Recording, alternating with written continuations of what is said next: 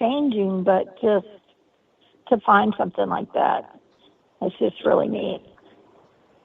That was the whole point, was just to get people out.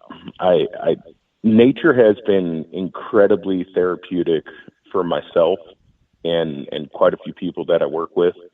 And the more people I think we can get out there doing stuff like this, getting some sunshine, hiking to somewhere pretty, looking for stuff, spending time with their loved ones, treasure or no treasure, you already won. You already got the real treasure, which is the time. Yes, that's the greatest treasure right there, for sure. Yeah. And if you find some gold and silver on top of it, that was a pretty darn good day. Yeah. So I can only imagine that you said that the guy that just randomly found it, talk about, I'm just going to throw, I don't know if it was hiking or not, but can you imagine Gypsy being out hiking and, going to take a rest on a rock and finding a case full of gold and silver? No, that would blow my mind, because for me, I metal detecting and we're out, Amanda and I are outdoors all the time, experiencing things, and we find things that are lost, and we find things that occasionally we'll run across geocaches and stuff like that, but that's nothing like what you're hiding. Is there a favorite treasure that y'all have hidden so far? Maybe one of your favorite treasures because of something in it or something special? We have one, and gosh, I forget which hunt it was, which state it was, either Montana or California. It's got a piece of shipwreck silver in it, and it's probably not the most valuable thing in the box, but it is definitely the neatest thing in the box. It came out of the Keys somewhere. I forget, 400 years old, something like that. It's just a really neat looking coin, and I really wanted to keep that one, and tried to put that in my personal collection, but I was talked out of it, and I'm glad, because somebody's really going to enjoy that piece. And then on the last treasure we hid, we actually had some quarter-ounce silver coins minted with our logo in it, and that's another one I really enjoyed, because you're not going to find those anywhere else. I mean, we made 6 of them. There's only 6 in existence, and a couple of them are out in treasures now, and they're neat little pieces. I like those little collector pieces that you can't buy anywhere else. That's a fabulous idea. I love that. And by personalizing that, and if, y'all have a special logo, you could even change that each year and have maybe some custom pieces made, for treasures and some special collector's edition or something. I feel like you've been sitting in on our meetings. That is something we would love to do, is make a different one every single year, so they can kind of be a time capsule of when these things were found, or at least when they were put together. Oh, I love it. And especially if one's not found for a very long time, I love the idea of time capsules. That's something that I've helped find before, is time capsules that are usually buried, or I went to help find one in Canton, Texas, not too long ago, that the city had lost, and they couldn't find it because they had tore down some buildings and their markers, and we were going by old photos, and that is, time capsules are so neat too. So if you can put things from, this time, and maybe it's not found for another 7 to 10 years, that would be really cool. Oh, absolutely. I think I like that idea. We'll have to put at least a date of when we put that thing together into the definitely. Box. Yeah. And some current, maybe newly released monies too, like coins and stuff. I just think that's cool. That is cool. Yeah, that's a terrific idea. Hopefully, though. Maybe I'll start calling you for these front seat truck meetings, and we'll put you on a conference call. She's got a lot of good ideas for that. So we could always donate something, maybe from Treasure Vortex, because the name fits. So we would absolutely love donate something. Maybe we can donate something in the future. I think the more special kind of things we can throw in these boxes, the more it's just going to make people want to get outside and go look for them. So I'm all for the oddities. I'm all for, anything that people want to get in these things that are hard to get your hands on, I'm for. Speaking of oddities, Amanda, you should see some of the oddities you find sometimes. Right, Amanda? Yeah, but I'm not sure everybody would want to be finding them. No. We must be talking about a different oddity then. Yeah. Yep. Some of them, they're just odd. To us, they're treasures because it's something from the past, but at the same time, it's not like gold or silver or anything like that. But we find some crazy stuff sometimes. Yes. For example, let's think of an example. I was thinking of when we were mudlarking in New York together, and we find stuff like teeth, glass eyes. Yeah. Weird stuff.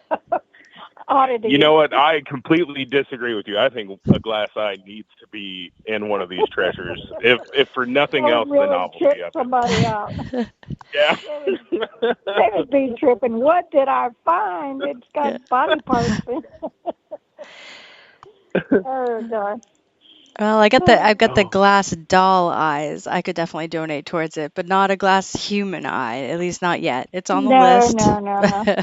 We have found, the teeth and an actual gold tooth and what are they? Dentures. Grills, we found dentures with real teeth in them. Dentures. Yeah.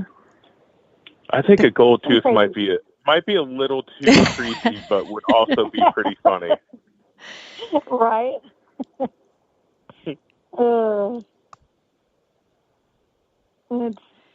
funny, the oddities we find sometimes. But yeah, you might want to throw a few oddities in there. Maybe even have like a little explanation of where it came from or something, so they're not totally creeped out. Well, if you think about it, my favorite piece of treasure that we put out there isn't the highest value piece of treasure. It's the one that was kind of neat and it was different and it had a little history. So, I mean, if I were to find something that had some history in it, I would appreciate that a whole lot. I know I'm not everyone, but I definitely like the unique things.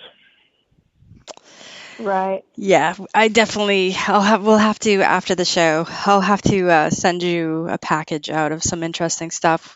We do find a lot of military buttons, Civil War buttons, musket balls, clay pipes, things like that. So I'm sure some of that stuff might be pretty neat to put in there. Absolutely, especially if you can tell me what part of the country it came from, and we can put it in a treasure that goes back into that same part of the country. Oh yeah, that's true. I think that would be a lovely idea. That would be cool. And something of historical. Most of the stuff that we find, a lot of it has a historical meaning to it, So. Yeah, that's awesome. Yeah. That's awesome. Very cool. Now, do any of these storms tend to mess with the cases that you put out or anything like that? Like you said you're going back to revisit to make sure some of them are all right. Like, have you found any that have gotten messed up because of some of the storms? Well, so we try to make sure the original location we put them in is in a good location for weather, right? So we try to keep an idea on where tides go, where 100-year floods might go, stuff like that. And then the boxes we hide them in, they're weather-tight boxes. So we recently checked on one of the legacy treasures that had been hidden for 3 years. And that one happened to have some $100 bills in it. $100 bills were completely dry. Everything looked like there hadn't been a lick of water or dust or sand or anything in it. So I'm pretty confident. We do got to worry about fallen trees in the woods. So that's why we revisit things from time to time, make sure giant tree doesn't drop right on top of where the treasure is and stuff like that. But I'm not worried about the treasures getting damaged. That's good. Yeah, that's really important. I mean, Amanda and I can definitely tell you how many times we've been out, and we've even been out hunting, and trees and branches fall right in front of us. So it's kind of scary and dangerous. And I mean, I don't know if animals could get into anything, or I'm sure they wouldn't if there, because there's no food or anything in there. But I mean, if there was some sort of scent they picked up on, I guess hopefully it's, well, like you said, sealed, so no money or cash could get damp, or ruined. So the animals remain a concern. There is no food in them, but recently off my buddy's property, watched a coyote run away with a rock hammer. For no apparent reason, and I guess if an animal wanted to carry one of these things off and got to it, it absolutely could. And I guess that one is just a treasure we can't give you the clues to anymore, but it's definitely still out there. And maybe that'll add to a little bit of mystery around it. Because if we find one's missing and nobody claims it, we just say it's no longer in position, so we're unaware of what has happened to it. It could be out there. Right. It could be in somebody's possession. And I really think some of the best treasure stories out there are the ones that nobody kind of knows if it was ever found. Could it be there? Could it not be there? That's kind of the story of the Dutchman, right? Yeah. Yeah, that's so many legends that are out there. You don't know if they've ever been found. And, people tend to go off those old clues and those old maps and those old things that are passed down, verbally. So, and then they keep their mouths shut. Yeah. In these days of social media, I think it's getting harder and harder not to know something was found. There's still the select few that know how to keep it out of social media, but there'd be sides. If somebody finds one, even if they don't want their picture on anything social media, just let us know that you found it. And that way we can keep other people from hunting for it. That's all I ask.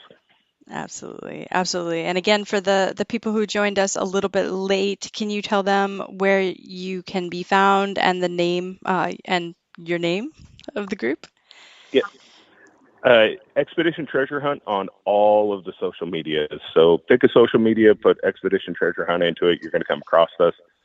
Expect videos starting to come out here pretty soon, and expect them to be a regular occurrence from there on out.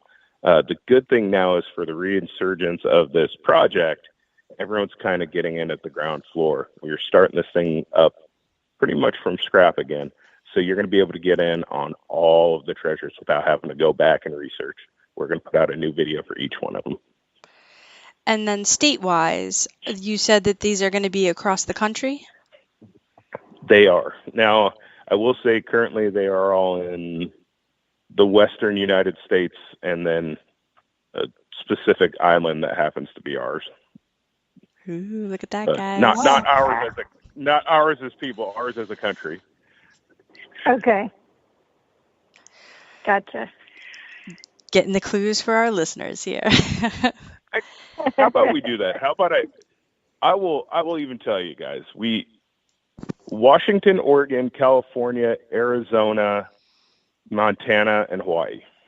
There is a special set of clues for just people that listen to this podcast. Those are treasures that are out there right now. Awesome.